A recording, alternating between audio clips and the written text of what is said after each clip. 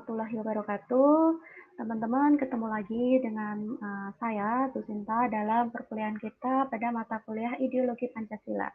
Hari ini kita sudah pada pertemuan ketiga ya.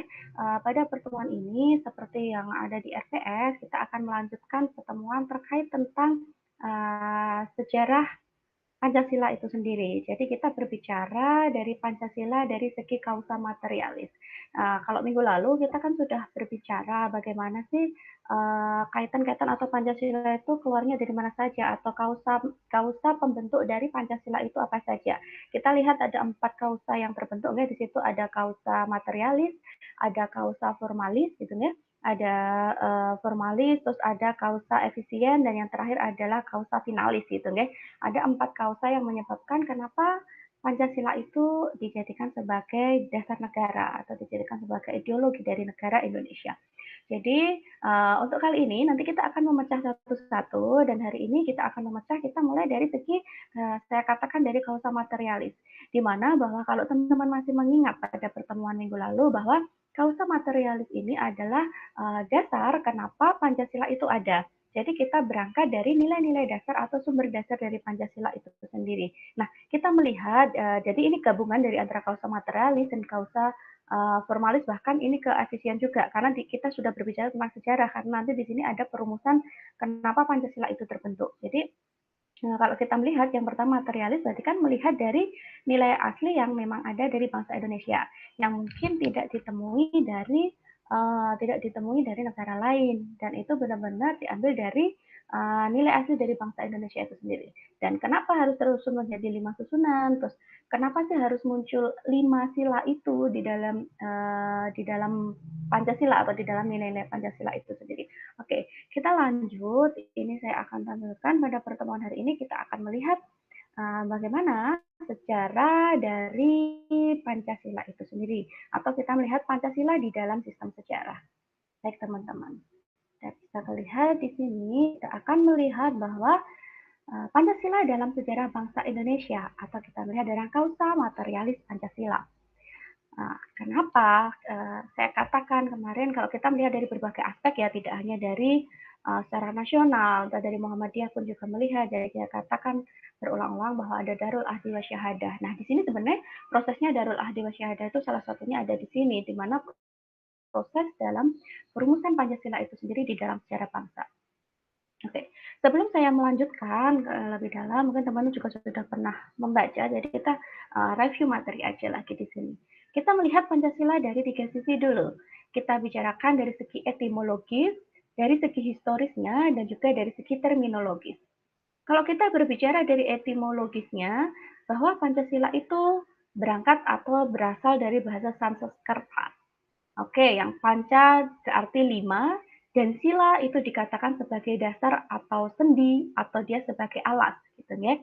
Oke, sila ini lebih mengarah pada aturan tingkah laku yang baik atau tingkah laku yang penting. Jadi kita berbicara tentang tingkah laku yang seharusnya, yang sebaiknya itu seperti apa. Seperti itu. Itu kalau kita berbicara dari segi etimologisnya. Nah, kalau kita berbicara dari segi historisnya, sebenarnya kita melihat dari ajaran Buddha. Oke, sebelum kemarin saya sampaikan bahwa sebelum kita mau mengenal agama, kita dulu sudah ada kepercayaan dan sebagainya itu. Nah, itu sebenarnya merupakan nilai asli atau sebagai nilai kausa materialis di dalam Pancasila itu sendiri, gitu kan? Oke, kita melihat bahwa pertama dari Tripitaka Buddha, bahwa ada 5 aturan berupa larangan. Oke, di sini kalau di Buddha atau Tripitaka itu adalah membunuh, mencuri, berzina, berdusta, dan minum minuman keras. Oke, ini berarti sudah memang ada nilai aturan secara historisnya itu memang sudah terbentuk ketika masa Buddha itu sudah ada. Oke, dan yang kedua kita melihat dari negara Kertagama. Di sini kita sudah mulai masuk di dalam kerajaan, bahwa ini dari Empu Prapanca, ketika itu dari Majapahit dan juga dari Sutasoma, dari Empu Tantular, mengatur ada 5 batu sendi. 5 batu sendi di mana di situ adalah untuk mengatur tentang kesusilaan berupa larangan-larangan. Hampir sama dengan Tripitaka Buddha tadi. Yang pertama adalah tindak kekerasan, yang kedua adalah mencuri, berhati dengki, berdusta, dan minuman keras. Hampir sama ya kalau kita melihat dari bagian dari apa yang dikatakan dari Tripitaka Buddha tadi. Lalu yang ketiga, kita melihat dari segi terminologisnya. Digunakan untuk memberi dasar dari filsafat negara itu sendiri atau falsafah negara itu. Kita tahu kalau kita melihat dari kausa efisien yang saya sampaikan kemarin, bahwa itu adalah proses dari BPUPKI dan juga PPKI. Oke, kita melihat berarti kalau secara terminologis itu adalah bagaimana prosesnya. Yang pertama adalah pengusulan, di mana ketika itu adalah Soekarno ya, ketika di BPUPKI. Yang kedua ada perumusan dari Panitia 9 BPUPKI. Yang ketiga adalah penetapan oleh PPKI, dan yang terakhir adalah peresmian melalui MPRS. Oke, jadi ketika kita berbicara prosesnya, kita akan berbicara terminologisnya. Kalau kita berbicara etimologisnya adalah pengertian dari segi harfiah bahasa. Lalu yang kedua, kalau berbicara historisnya, itu berarti bagaimana nilai atau ajaran yang sudah ada ketika itu. Nilai yang sudah diterapkan atau sudah berjalan sebelum negara itu ada.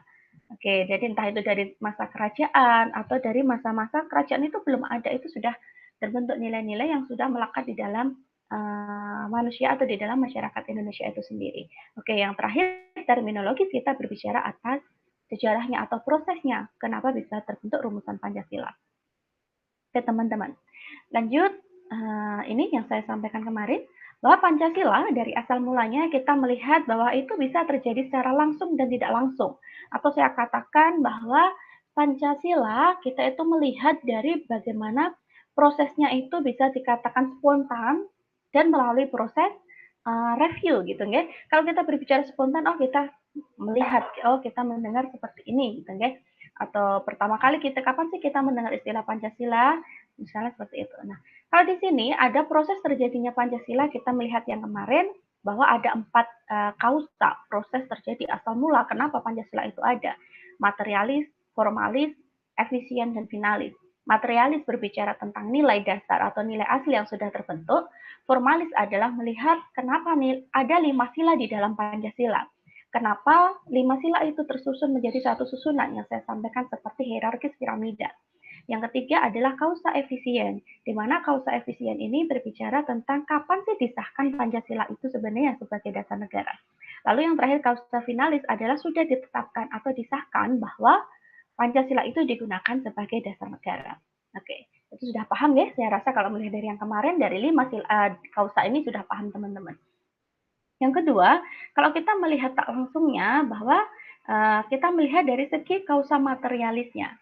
Bahwa dari segi kausa materialis, nilai-nilai Pancasila tersebut itu sudah ada ketika bangsa Indonesia atau belum menjadi negara.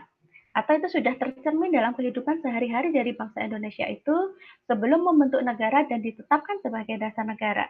Contohnya, nilai-nilai dalam adat istiadat itu sebenarnya kan sudah ada. Saya katakan teman-teman, bahwa kita sebelum menjadi rakyat, kita dulu kan hanya sekumpulan-sekumpulan individu-individu yang berkelompok.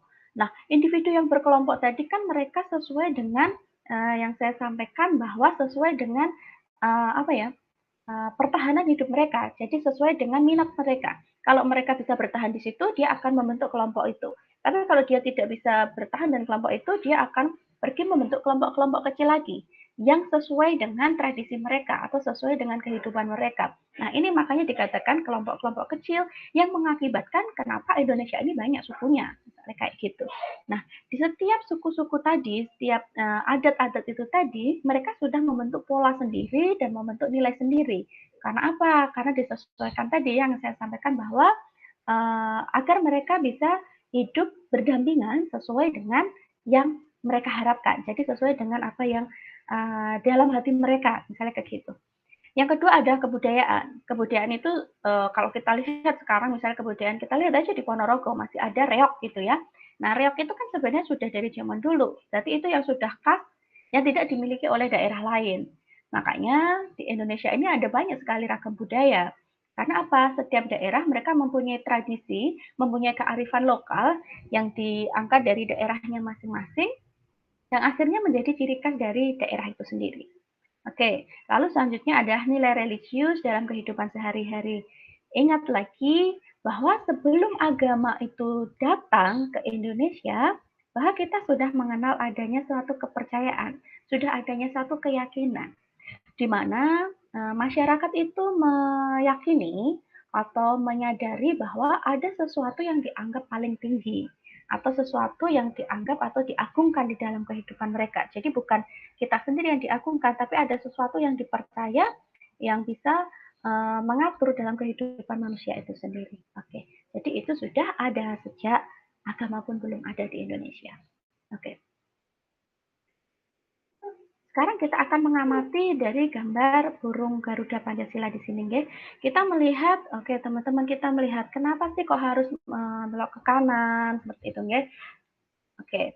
Kita melihat sini ini ya kuis karena kita nggak ketemu langsung. Mengapa burung Garuda Pancasila itu menghadap ke kanan? Oke, kita istilahkan kalau misalkan mungkin masyarakat Jawa yang masih sangat kental, apa-apa silakan gunakan tangan kanan. Jangan menggunakan tangan kiri. Kalau kita melihat dari segi ajaran nilai, nilai itu karena kanan itu dianggap baik gitu kan. Kalau orang timur itu mempercayai bahwa kanan itu dianggap baik, bahwa kiri itu dianggap bukannya jelek tapi dikatakan kurang baik. Makan menggunakan tangan kanan. Kita apapun kita menggunakan tangan kanan itu sebenarnya nilai budaya yang memang sudah ada di Indonesia. Jadi kenapa di situ diistilahkan kita melihat bahwa burung Garuda kenapa ke kanan? Agar kita selalu memandang arah ke depan, kita menghadap pada selalu arah yang baik. Jadi bukan pada mengarah pada hal yang buruk. Jadi kita akan melihat bahwa apapun itu harus berpedoman pada sesuatu yang baik, sesuatu yang dianggap buruk. Dan Pancasila di sini diharapkan adalah untuk mengarah itu tadi, untuk melihat arah yang disampaikan oleh burung Garuda itu tadi sebagai simbol, kita harus menggunakan Pancasila sebagai simbol kebaikan, sesuatu untuk mewujudkan kebaikan itu tadi. Yang kedua, mengapa jumlah sayap ekornya 8? Oke, kita tahu bahwa terbentuknya 17 dari 17 Agustus, bulan Agustusnya. Siapa yang pertama kali memberi nama Pancasila sebagai dasar negara? Nah, ini kita lihat dari sejarah Pancasila sebenarnya. Nanti teman-teman bisa simpulkan sendiri. Oke, kita melihat di sini. Yang pertama, ini mesti sudah nggak asing bahwa latar belakang sejarah perumusan Pancasila. Yang pertama adalah sejarah lahirnya Pancasila. Oke, di sini bisa dilihat bahwa Pancasila adalah ideologi dasar bagi negara Indonesia. Nama ini terdiri dari dua kata tadi yang saya sampaikan, panca dan juga sila. Secara etimologis tadi yang dikatakan sebagai 5 prinsip atau 5 asas dan 5 dasar dalam menentukan bagaimana masyarakat itu bertindak atau manusia itu bertindak. Pancasila merupakan rumusan dan pedoman kehidupan berbangsa dan bernegara bagi seluruh rakyat Indonesia. 5 sendi utama penyusun Pancasila adalah berprinsip pada Tuhan atau ketuhanan yang Maha Esa, kemanusiaan yang adil dan beradab, persatuan Indonesia, kerakyatan yang dipimpin oleh hikmat kebijaksanaan dalam permusyawaratan perwakilan, dan keadilan sosial bagi seluruh rakyat Indonesia. Oke, jadi ada 5 sila, berarti di sini susun formalis karena kita sudah melihat ternyata ada 5 sila yang tersusun di sini. Oke, ingat lagi hierarkis piramidal. Apa yang menjadi dasar dari hierarkis piramidal itu? Sila pertama digunakan sebagai dasar di dalam hierarkis piramidal. Kenapa tidak sila pertama yang dijadikan di atas atau di puncak dalam bentuk piramidal itu sendiri? Bahwa kita tahu bahwa Tuhan itu dijadikan sebagai landasan pertama. Sila satu menjiwai sila kedua. Sila dua dijiwai oleh sila pertama. Jadi sila Tuhan akan menjiwai sila kemanusiaan. Manusia ada itu karena Tuhan. Sehingga sila dua ini kita jadikan pedoman. Apapun yang dijadi ataupun yang dilakukan oleh manusia, semuanya harus bersumber pada Tuhan. Meyakini bahwa manusia itu sebagai makhluk hablum minanas dan juga sebagai hablum minallah. Nah, oke, kita melihat di situ. Jadi sila dua dijiwai oleh sila pertama. Lanjut nanti sila tiga. Sila tiga dijiwai oleh sila satu dan dua. Jika kita lihat bahwa di sini ada Persatuan Indonesia. Persatuan Indonesia itu adalah kumpulan kan dari masyarakat-masyarakat yang berkumpul tadi. Jadi perkumpulan dari manusia-manusia Indonesia yang berkumpul tadi kan. Tidak akan ada persatuan ketika tidak ada kesepakatan bersama bahwa masyarakat itu akan hidup bersama, gitu kan? Oke, nah itu dilandasi atas dasar apa? Ketuhanan dan juga dari rasa kemanusiaan itu tadi. Nah, selanjutnya sila keempat. Sila 4 didasari oleh sila 1, 2, dan 3. Oke, atau sila 4 dijiwai oleh sila 1, 2, dan 3. kita melihat bahwa di sila 4 kita ada kerakyatan yang dipimpin oleh hikmat kebijaksanaan dalam permusyawaratan perwakilan, di mana di sini kita mengistilahkan bahwa di sini adalah hidup bersama, berdemokrasi, kita saling mengeluarkan pendapat untuk kepentingan bersama. Ini tidak akan terbentuk jika masyarakat yang rakyatnya tadi belum terbentuk juga, karena rakyat tadi kan perkumpulan jadi satu dari manusia-manusia yang bersatu, berserikat dan berkumpul tadi kan. Nah, dia tidak akan terbentuk pada keempat ini atau kegiatan demokrasi ini ketika sila 3 itu tidak terbentuk, sila 2 tidak terbentuk, dan sila 1 tidak terbentuk. Jadi ada 3 sila ini yang mendasari kenapa sila 4 itu terbentuk, misalnya segitu. Nah, terakhir di sila kelima bahwa keadilan sosial bagi seluruh rakyat Indonesia, dia merupakan menjadi puncak atau ujung dari sila pertama hingga sila keempat. Jadi keadilan ini adalah sesuatu yang diharapkan, di mana ketika manusia itu mempercayai adanya Tuhan, berprinsip dari Tuhan, adanya rasa kesatuan di antara manusia tadi atau masyarakat Indonesia tadi, dan juga adanya keinginan untuk berkumpul bersama, bersyirikat, berpendapat untuk mewujudkan keadilan itu tadi. Oke, kita berbicara hierarkis yang kemarin, misalnya seperti itu. Oke, selanjutnya, teman-teman kita lihat di sini ada perumusan Pancasila. Sebagai realisasi janji Jepang kepada bangsa Indonesia, pada tanggal 29 April 1945, Jepang memberikan janji kedua dari pemerintah Jepang, yaitu berupa kemerdekaan tanpa syarat, gitu kan? Nah, dari apa yang dikatakan oleh Jepang ini, sebagai tindak lanjutnya, pemerintah Indonesia membentuk Badan Persiapan Kemerdekaan Indonesia yang kita kenal sebagai BPUPKI. Ya. Oke, selanjutnya, ini saya ringkas aja ya. Yang kedua adalah dari sidang pertama BPUPKI. Sidang pertama BPUPKI itu dilaksanakan pada tanggal 29 Juni 1945. Di mana di sini adalah ada agenda sidang yang membahas tentang dasar-dasar Indonesia Merdeka. Oke.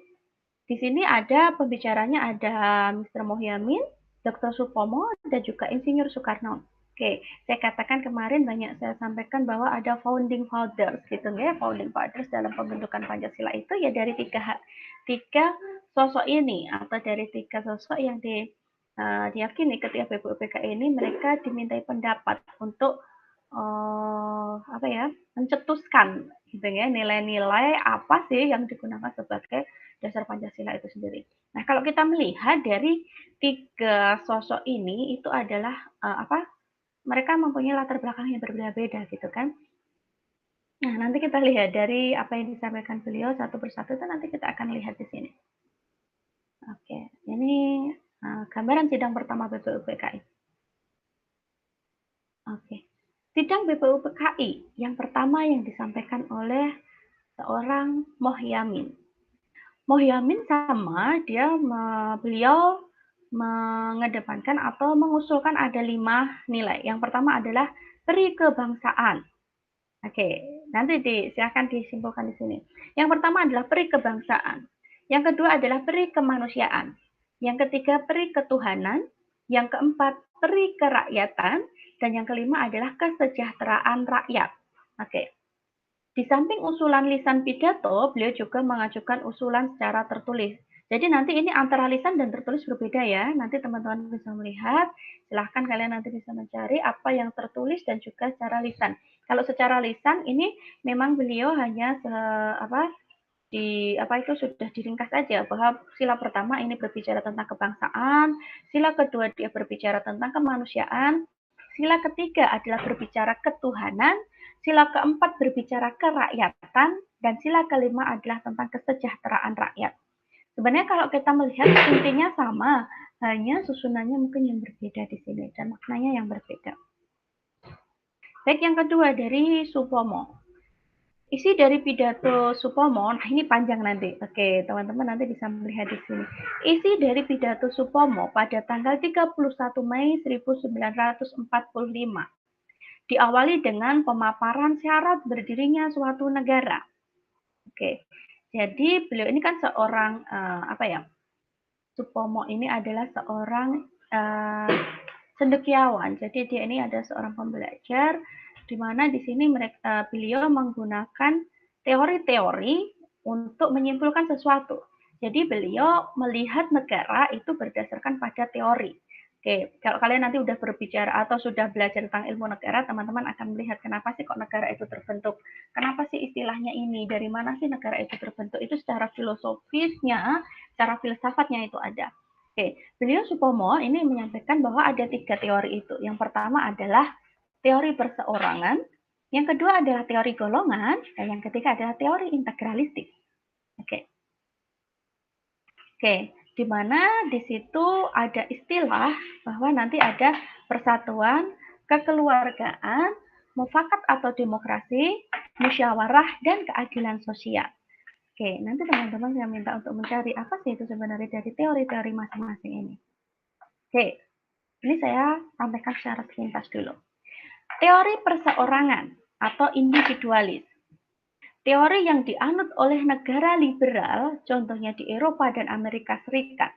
Tokoh-tokohnya dalam aliran memandang negara liberal ini adalah John Locke, Thomas Hobbes, J.J. Rousseau, dan H.G.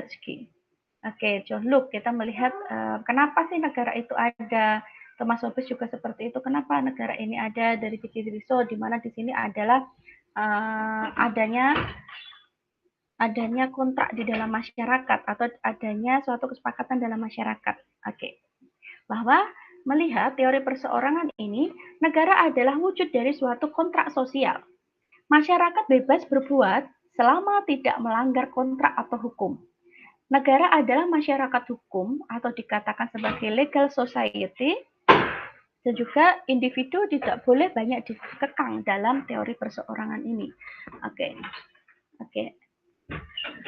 Nah, ini kalau dari ilmu negara nanti ada sih sebenarnya, ini saya jelaskan masing-masing dari John Locke itu memandang apa, tapi terlalu luas kalau teman-teman harus sampai ke sana. Nanti ada kajian ketemu saya lagi nanti dengan ilmu negara, guys. Di sini adalah wujud kontrak sosial. Jadi negara itu ada memang karena kesepakatan antara masyarakat dari masyarakat itu sendiri, di mana masyarakat itu bebas melakukan apapun, masyarakat di sini bebas untuk bertindak asalkan dia tidak melanggar hukum. Jadi ada dasar hukum yang nanti membatasi gerak-gerik dari masyarakat itu sendiri. Atau di sini adalah dikatakan negara sebagai masyarakat hukum atau legal society. Oke, ini dari teori perseorangan. Yang kedua, Supomo melihat negara itu dari teori kelas atau golongan. Awalnya, negara adalah alat kekuasaan kelas atau yang berkuasa dari kelas borjuis untuk menindas kelas bawah atau kelas proletar. Oke, jadi di sini beda banget dengan yang awal tadi ya. Kalau kita melihat di teori perseorangan, ini karena memang kesepakatan bersama. Jadi negara ada karena memang kesepakatan dari masyarakat. Jadi sama-sama membentuk masyarakat bersepakat untuk bersama konsensus itu tadi yang saya sampaikan, konsensus untuk membentuk suatu negara. Tapi kalau di sini tidak, bahwa negara itu suatu alat di mana kekuasaan atas suatu kelas. Jadi di sini ada kelas penguasa dan juga ada kelas yang tertindas. Atau kita katakan di sini ada kelas borjuis dan juga kelas proletar. Kelas bawah harus bersatu untuk revolusi dan merebut kekuasaan. Jadi siapa yang berkuasa itulah yang dikatakan dia adalah kelas penguasa atau kelas borjuis tadi. Bila revolusi berhasil, maka kendali ada di tangan kelas proletar atau kelas bawah tadi. Namun jika revolusinya itu tidak berhasil, ya kelas yang atas tadi atau pemegang kekuasaan itu akan terus menguasai dari negara tersebut. Negara dijalankan dengan kekuasaan sentral atau terpusat dan semua hal diatur oleh negara. Gitu kan? Negara dijalankan dengan kekuasaan sentral atau terpusat dan semua hal diatur oleh negara. Jadi di sini masyarakat tidak memiliki hak atau tidak memiliki kesempatan untuk menyampaikan aspirasinya. Cita-citanya ada di sini masyarakat tanpa kelas atau masyarakat yang masyarakat tanpa kelas atau masyarakat komunis atau sama rata dan sama rasa. Oke, keinginannya seperti itu. Jadi memang satu kebijakan, satu keputusan yang dianggap bahwa itu nanti satu kebijakan itu nanti bisa dirasakan semua gitu. Oke, semuanya kan ada pro dan kontranya ya, dan semuanya itu ada dampak positif dan negatifnya kalau kita melihat. Baik, sekarang yang ketiga. Yang ketiga adalah teori integralistik. Ini adalah teori yang diusulkan Supomo sebagai dasar negara. Karena menurutnya sesuai dengan struktur sosial masyarakat Indonesia. Jadi ini teori integralistik inilah yang digunakan sebagai Supomo untuk membentuk dasar-dasar dari nilai-nilai Pancasila itu sendiri. Teori ini mengutamakan persatuan antara pemimpin dengan rakyatnya. Jadi mengutamakan persatuan antara pemimpin dengan rakyatnya. Negara satu untuk semua golongan, atau satu golongan dan satu paham. Negara satu untuk semua orang, atau dikatakan sebagai negara persatuan. Teori ini berasal dari Jerman dengan tokohnya Adam Muller, Indonesia, dan juga Hegel. Supomo juga mengusulkan bahwa agar negara tidak berdasarkan pada ajaran agama tertentu. Jadi di sini dikatakan Supomo bahwa negara itu adalah bukan negara agama, atau maksudnya bukan negara yang tidak beragama, tidak, tapi tidak terdiri dari satu agama. Karena apa? Di sini memandang bahwa agama itu boleh banyak di suatu negara. Jadi setiap masyarakatnya itu boleh memeluk agama sesuai kepercayaan mereka. Karena apa? Di sini yang menggambarkan bahwa masyarakat itu adalah berbineka, atau dikatakan di masyarakat Indonesia adalah kebinekaan dari masyarakat Indonesia itu sendiri. Oke, jadi ini diambil dari ketiga teori tadi. Supomo mengambil bahwa teori integralistik inilah yang dikatakan sebagai teori yang paling relevan atau yang paling sesuai dengan kondisi masyarakat Indonesia. Baik, kalau teman-teman ingin melihat dari penjelasan saya dari pendapat-pendapat terdahulu dari ilmu negara, nanti teman-teman bisa lihat di channel YouTube saya juga yang bagian ilmu negara itu saya sudah menjelaskan juga tentang ini. Baik, itu. Oke, sekarang kita masuk ke Soekarno. Oke, tadi udah ada Muhyamin, Supomo, dan juga Soekarno. Kalau Pak Karno ini 1 Juni 1945 itu mengatakan bahwa dasar negara itu dijadikan sebagai filosofi Grundflag atau dijadikan sebagai fundamen filsafat jiwa pikiran untuk membangun gedung Indonesia Merdeka. Di sini beliau mengajukan 3 usulan dasar negara. Jadi beliau mengusulkan dari 3. Yang pertama adalah Pancasila, Trisila, dan juga Ekasila. Oke, Pancasila berarti ada 5 sila atau 5 pedoman, 5 nilai. Trisila adalah 3 sila atau 3 pedoman dan 3 nilai, atau Ekasila cukup 1 pedoman atau 1 nilai. Nah, oke, teman-teman masih ingat ketika saya bilang sebenarnya Soekarno itu memandang 1 aja cukup, ada 1 nilai yang digunakan nanti sebagai dasar masyarakat Indonesia. Oke, saya pernah sampaikan itu. Oke, ketika melihat dari Pancasila atau 5 sila yang diusulkan oleh Soekarno, yang pertama beliau berbicara bahwa harus ada kebangsaan atau nasionalisme. Yang kedua adalah harus ada kemanusiaan atau internasionalisme. Yang ketiga adalah musyawarah mufakat atau prinsip demokrasi. Yang keempat adalah menjunjung kesejahteraan rakyat. Dan yang terakhir adalah menjunjung adanya ketuhanan yang berkebudayaan. Gitu ya, ketuhanan yang berkebudayaan. Kenapa ketuhanan yang berkebudayaan? Jadi masyarakat Indonesia itu tidak hanya satu Tuhan aja. Jadi kita melihat budaya Indonesia ini sangat banyak, bahwa masyarakat Indonesia ini sangat beragam, sehingga tidak bisa menggunakan satu Tuhan atau satu agama untuk seluruh masyarakat Indonesia. Itu jadi mereka bebas untuk menentukan. Kayak gitu. Lalu yang kedua, kalau terlalu luas dari 5 sila itu bisa diringkas lagi menjadi trisila saja. Sosionasionalisme atau itu tadi berbicara tentang kebangsaan itu tadi. Yang kedua adalah berbicara sosiodemokrasi. Yang terakhir adalah tentang prinsip ketuhanan. Oke, lalu beliau menyampaikan lagi, jika trisila ini terlalu berat atau trisila ini terlalu banyak, kita kerucutkan lagi bahwa prinsipnya itu adalah 1, ekasila. Di mana di sini adalah prinsip gotong royong. Oke, ya saya sampaikan bahwa gotong royong ini merupakan ide asli dari orang Indonesia itu sendiri. Dan mungkin tidak akan ditemui dari negara lain. Oke, misalnya seperti itu teman-teman. Oke, setelah kita melihat dari 3 pernyataan founding father tadi, ketika menjelaskan tentang kenapa Pancasila itu terbentuk, kita akan melihat beberapa fenomena ketika terbentuknya panitia kecil. Setelah pidato Soekarno, maka dibentuklah panitia kecil berjumlah 8 orang untuk menyusun dan mengelompokkan usulan yang sudah ada. Dari pendapat 3 founding father tadi dirembukkan lagi oleh panitia kecil. Yang pertama adalah terdiri anggotanya adalah Insinyur Soekarno, Dr. Mohatta, Sutarjo, Kiai Haji Wahid Hashim, Ki Bagus Hadi Kusumo. Oke, kita tahu ini beliau adalah penggeraknya dari Muhammadiyah.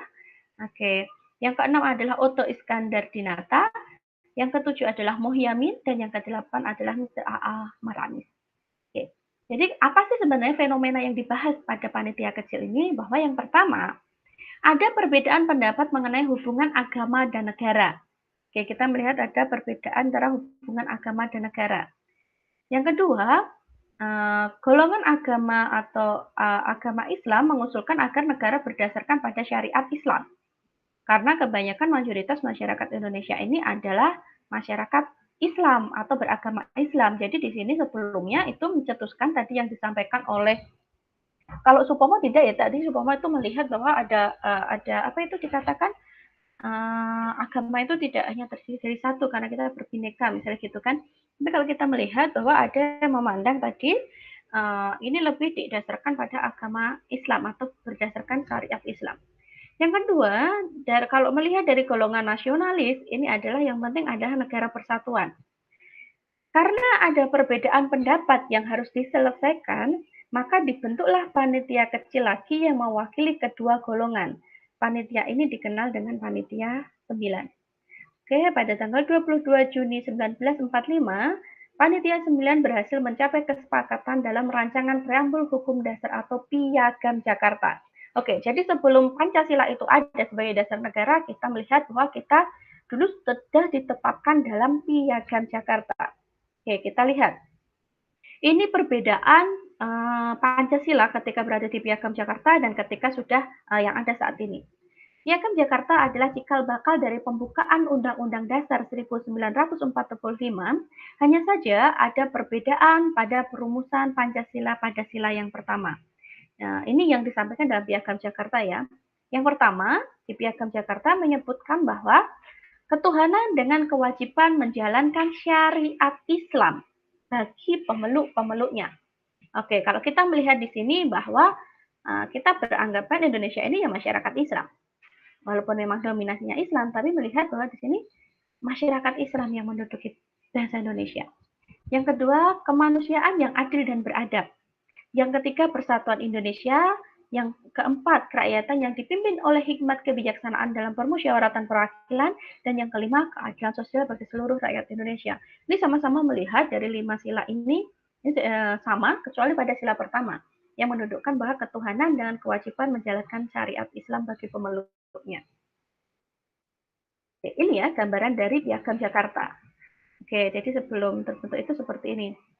Bahwa sesungguhnya kemerdekaan itu adalah hak segala bangsa dan oleh sebab itu. Oke, ini sebelum dia terbentuk itu Piagam Jakarta masih berbunyi seperti ini.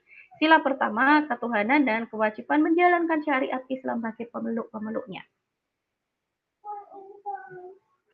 Ya, sendiri.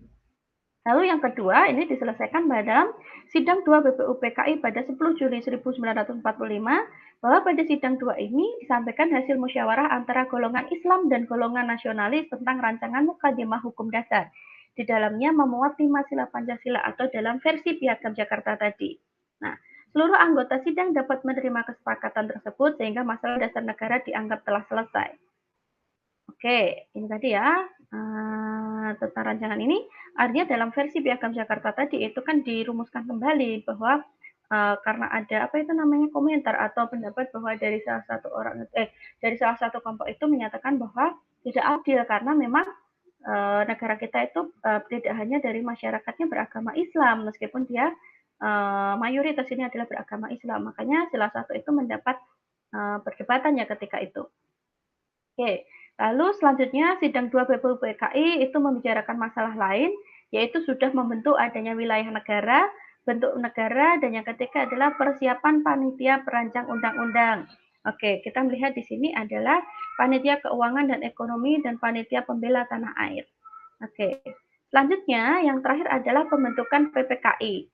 Dibentuk ada pada tanggal 9 Agustus 45 oleh Jepang di Dalat Vietnam dengan Ketua Insinyur Soekarno, Wakil Ketuanya Mohatta, dan anggotanya adalah Rajiman.